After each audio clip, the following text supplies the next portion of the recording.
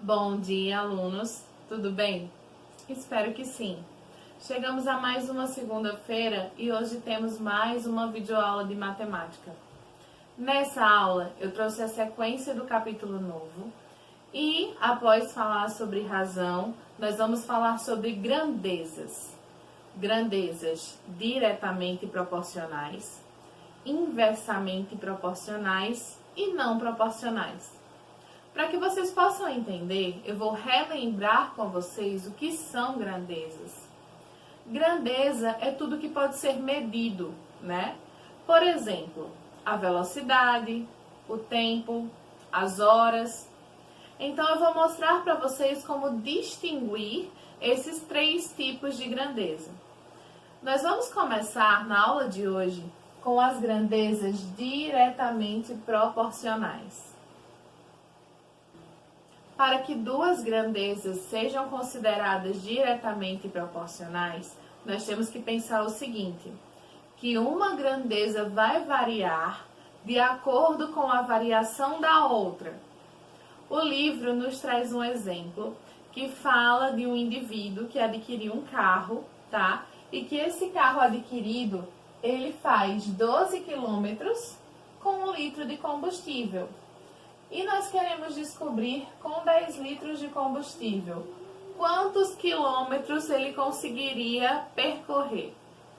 Bom, como os litros de combustível aumentaram em 10 vezes, nós fomos de 1 litro para 10 litros, nós só precisamos fazer o mesmo com a distância percorrida.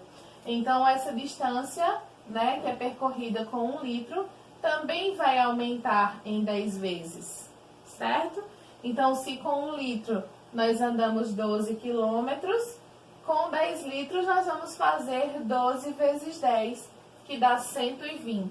Né? Com 10 litros ele andaria 120 quilômetros em média. Então, o que é que eu posso perceber a respeito disso? Como vocês podem ver, a grandeza, distância percorrida em quilômetros, varia de acordo com a quantidade de combustível que é colocado no carro. Então, dependendo da quantidade de combustível que eu coloco, é que eu vou saber quantos quilômetros eu vou rodar. Então, se aqui aumenta 10 vezes, o outro também aumenta 10 vezes. Eles têm a mesma variação. Então, quando isso acontece, nós dizemos que temos grandeza diretamente proporcionais, tá? Eu vou trazer agora para vocês um exemplo de quando as grandezas são inversamente proporcionais.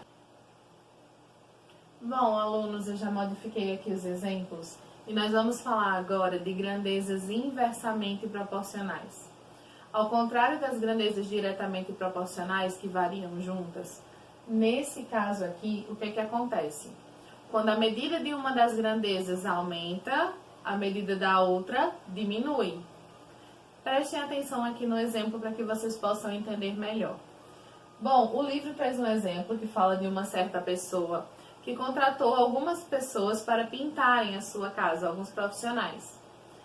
Ele ficou sabendo que se contratasse 2 pintores, eles terminariam a pintura de toda a casa em 6 dias. Mas aí ele pensou, e se eu quiser reduzir esse tempo? Então, ele pensou em contratar 4 pintores, que seria o dobro, né?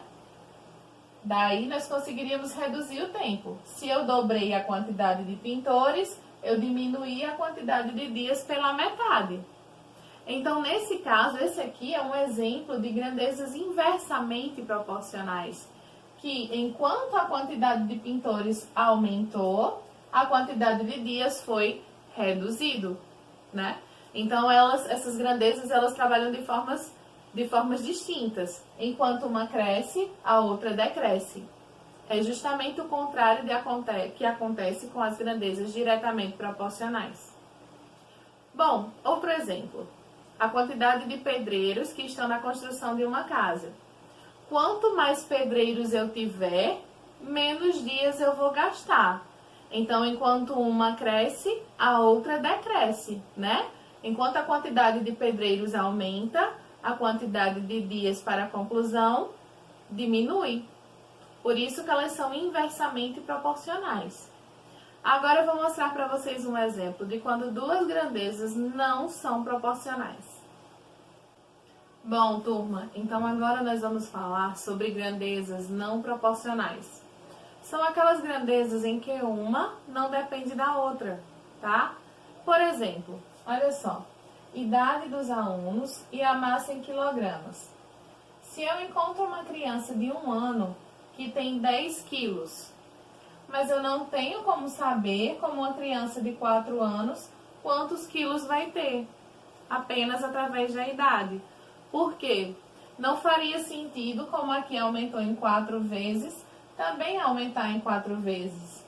Existem crianças de mesma idade com uma diferença de peso muito grande. Então, a gente não consegue ter uma noção, né, por exemplo, da quantidade de quilos que uma criança de 4 anos vai ter, só sabendo quantos quilos ela tinha com 1 ano. Outro exemplo, peso e altura, né? Através da altura da criança, saber quanto ela pesa. Não é possível.